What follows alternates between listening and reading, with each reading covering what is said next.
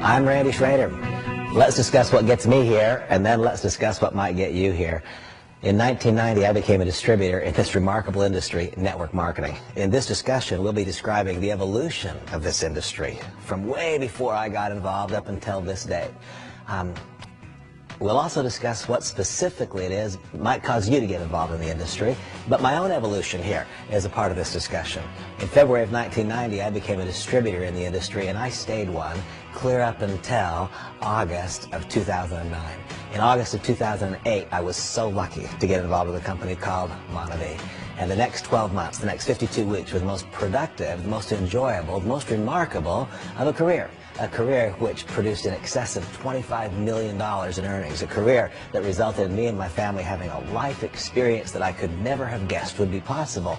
But then, at the end of 2009, or towards the end of 2009, my friend Dallin Larson asked me if I would contemplate an evolution of my own. He said, Randy, would you be willing to give up your distributorship so that all international distributors in MonaVie could benefit from your life experience? And while it wasn't an easy decision, I made the decision that I would do so, and I'm hoping so much that decision winds up accruing to your benefit specifically. I am the International Distributor Ambassador of MonaVie. What does that mean? It means that I'm in direct partnership with you if you're involved with this great company, or I will be in direct partnership with you if you make a decision to become involved. That's what gets me here.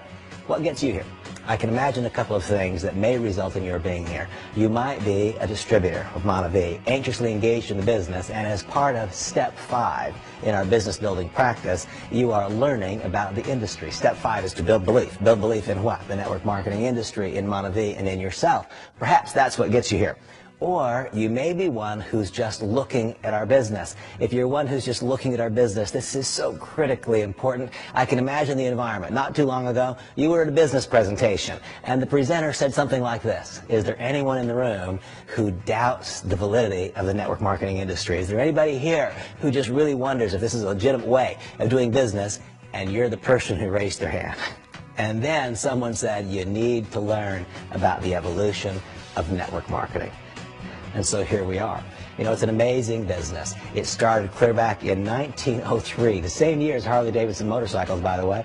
And when it began, it was a company called Watkins. Watkins Products, Watkins Vanilla, Cinnamon, and Spices. Some of you who are my age or older, if there are any such people, some of you who are my age or older, you probably recall on your mom's kitchen counter, or maybe on your grandmother's, maybe still today, Watkins Vanilla, Cinnamon, and Spices. That was the first company ever that made it possible for individual entrepreneurs to buy a product at wholesale and sell it at retail, direct selling, but then to take one more step, to not just buy it wholesale and sell it retail, but to extend that opportunity to others, to be able to recruit and enroll other people. It's been going on since 1903. Between 1903 and 1942, not that much exciting happened in the industry. A group of direct selling companies came along. There was no technology to speak of that could be applied to the industry. There were no large incomes being generated. But the industry was born in 1903. By 1909, one of the evidences of ongoing fact occurred, that being the first copy of a company. W.T. Raleigh, without question, was the copy of a company. A copy of what company? Of Watkins Corporation. But as we study and discuss our industry, we'll see that part of the continuing evolution has been a company copying another's idea and trying to improve upon that idea, sometimes succeeding in that attempt and sometimes not succeeding in that attempt. By the way, an interesting inclusion in this thought, at least interesting for me, as my own introduction to the industry. The very first direct selling and then network marketing company ever was Watkins Corporation. In 1982, I sold a business that I owned to Watkins, and I wound up being inside, not a distributor, but I wound up being inside on the management team of that company. And what an amazing experience it was for me to observe a network marketing company that had been around literally for decades, for generations. I met people whose fathers and grandfathers had become involved. They were continuing to earn significant incomes, ongoing, recurring income. That is the hallmark of a properly constructed network marketing company. At any rate, it all began in 1903. The next real significant occurrence was clear up in 1942. In 1942, a company was born that was called California Vitamins. California Vitamins was significant to the continued evolution of our industry for a variety of reasons. In California Vitamins, one could not only buy products from the company and sell them to others, you could recruit other people to do so to a degree on your behalf and get paid on 2 generations of depth. It was the first multi-level marketing company. It's an interesting industry, this network marketing or multi-level marketing. It's an industry that has created wealth for so many. It's an industry, however, that has this curious feature. This industry of network marketing has an ability to provoke feelings of insecurity among even the most secure people. If I ask a doctor what he does for a living, with pride he says, I am a doctor. Why? Because it feels good to be one. Society has decided in advance what it means to be a doctor. If I meet someone who's an attorney, they tell me, I am an attorney, and they say so with pride. I'm not sure why about that one. I joke, my son's an attorney. When a person says I'm engaged in the network marketing industry, quite often they say so with a level of insecurity. A curious industry, an ability to provoke feelings of insecurity among even the most secure. I hope that you are one of those people who can, with me, look anyone in the eye, candidate, new organization member, family member, and say the fundamental principles which govern network marketing are superior to those which govern conventional business. I'm hoping that this evolution of network marketing helps get you started across that bridge. Well, it all started in 1903 with Watkins Products. Watkins Products paved the way for a company called California Vitamins. In 1949, California Vitamins changed its name to Nutrilite, and there were 2 people of significance who joined the business that year. Those people were Rich DeVos and Jay Van Andel, and they became significantly successful Nutrilite distributors. In 1959, they chose to leave Nutrilite and start their own company. The company they started was called the Amway Corporation. Amway truly began an acceleration of this evolution of network marketing. Amway was the first company to pay 3 generations deep instead of just 2. Nutrilite was the first multi-level marketing company. They paid 2 generations deep. Previously it was called California Vitamins. Now comes the Amway Corporation. They paid 3 generations deep. Well, in 1959, Amway was born, and between 1959 and 1972, that company enjoyed literally unrestricted growth. By 1972, the Amway Corporation was doing $600 million in annual sales. Contemplate that, $600 million in 1972 from zero, from nothing, from a spark in the eye of Rich DeVos and Jay Van Andel in 1959. Unrestricted growth. $600 million is a lot of volume. That's a lot of business, a lot of wealth being created, a lot of money being earned for both owners and for distributors. And you know, whenever great success occurs, we can be assured that imitators will come along. Between 1972 and 1975, there was a massive proliferation of companies that entered the industry trying to mimic and mirror Amway's success. Some were legitimate, many were not, some were fraudulent. This huge proliferation of companies caused an overall industry review by the United States government in the form of the Federal Trade Commission. And Amway really bore the brunt of that investigation. They were the industry giant. They were the big one. They bore the brunt of the investigation. In 1975, the FTC actually filed a lawsuit against Amway, claimed that it was a pyramid, and tried to cause the company to cease operations. Now, there's a critically important lesson, because between 1975 and 1979, that litigation continued. And most would have argued, most I believe of the outside observers believed in 1975 when the United States government claimed that Amway was a pyramid. When that statement was made, I think most believed the company would fail, that it would go out of business. It didn't happen. In fact, the company stayed about the same size. It didn't keep growing, but it didn't drop precipitously. How in the world could that be? How could that happen? Here was proven the value of a consuming base, of a product that matters to people. All of those people, they said, wow, Mike Wallace on 60 Minutes said that it's a pyramid. I don't know if that's true or if it's false, but what I do know is that I'm enjoying the product. What I do know is that SA8 does what it's supposed to do. What I do know is the company keeps sending my check, and it arrives every month, and it clears the bank. So I'm not sure if what the government says is right or if it's wrong, but I'm just going to keep right on using the product. Here was one of the key lessons.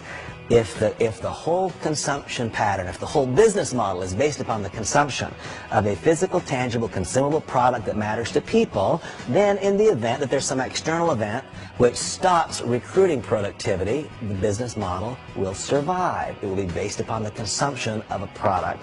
Now, that was proven by Amway. It was ultimately forced into existence in the Amway ruling. Between 1975 and 1979, there was great consternation about what would be the ultimate outcome, what would be the ultimate result of this query, this investigation of the network marketing industry. The ultimate result was found in 1979 with what has long since been known as the Amway ruling. It is FTC 93-618. That is called the Amway ruling. The verbiage in the Amway ruling is absolutely beautiful. It states that Amway is not a pyramid and that multi-level marketing is a legitimate method of moving products to end-line users, and it clearly identifies the playing field. In the Amway ruling, the playing field is articulated well, and articulated clearly. Any of you who want to really understand the playing field of network marketing, I encourage you to review the Amway ruling. There you will find a set of boundaries. If you can imagine a football field, what does a football field have? It has borders on both sides. It has an end zone. It has hash marks. It has a 50-yard line. That's the same way that the Amway ruling works for the network marketing industry. It identifies that which is clearly inside the rules. And you might question, well, why, if there's now this well-identified series of boundaries, do companies still get called into question? My own experience in the industry, in 1990, I was involved with a company called Nu Skin, and the company was sued by the Federal Trade Commission, claimed it was an illegal pyramid.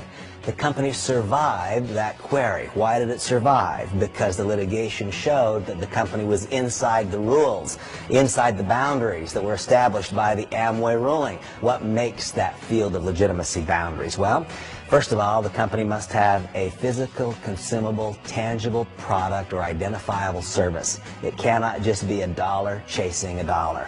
That's one of the parameters of the Amway ruling. There must actually be the delivery of a product, or there must actually be the delivery of a quantifiable service. What's another parameter of the Amway ruling? That if I am your upline meaning that I got involved in the system before you did, it must be technically possible for someone downline to earn more money than someone upline.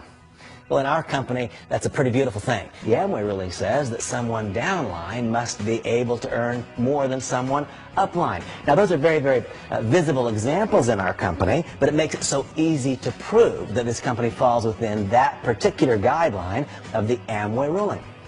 There's something else called the 70% rule. What's the 70% rule state? The 70% rule says that if you bought products last month, 70% of them should be gone before you place another order. In other words, you shouldn't be stockpiling products. You shouldn't be buying products because the compensation plan says to. The 70% rule says that if last month you bought $100 worth of products, you should have no more than $30 worth still on hand if you're placing another order. That's the 70% rule. Well, see, these are all part of that Amway ruling.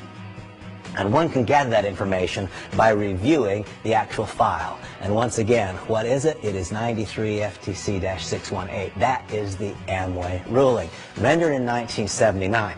And now there was this huge backlog, this enormous backlog, because between 75 and 79, there was a great big question mark. Is network marketing, is multi-level marketing going to survive? Is it a legitimate way of moving products to end-line users? Can this be a secondary income stream for me and my family? Can it be a primary income replacement for me and my family? A lot of people watching and wondering. Now comes the Amway ruling in 1979. Network marketing, multi-level marketing is a legitimate means of moving products to end-line users. Multi-level marketing is not a pyramid. It's an effective way to generate income. The rules are established, and I've described a few of the rules, of the borders. I also love, by the way, some of the verbiage, because one of the periodic commentaries I'll hear was, well, aren't we going to run out of people? And I absolutely love the judge's verbiage on how and why one will never run out of people. Now, I've, of course, lived that. I've been in the industry for 20 years and produced enormous incomes for a long time. I've never run out of anyone to talk to. In fact, there's another whole generation of people now. The children of some of those who joined me in the business 20 years ago are today legitimate, valid prospects. But the Amway ruling is an absolute thing of beauty. Those of you who seek to become professionals in this industry, I would encourage you to have at least a basic cursory working knowledge. When you have that basic cursory knowledge of the Amway ruling, you will then understand why this industry has grown as dramatically as it has in the ensuing years. You'll understand why some companies failed the test, and you'll understand why some companies passed that test. Most importantly for me, and I hope for you, you'll understand how and why MonaVie is so completely secure. It's because not only are we inside the boundaries of the Amway ruling, but we don't push the borders. My opinion is that MonaVie finds itself between the 45-yard lines and inside the hash lines, well in the center of what is appropriate and acceptable in this business, a standard and a model to which other companies in the industry could, and I believe,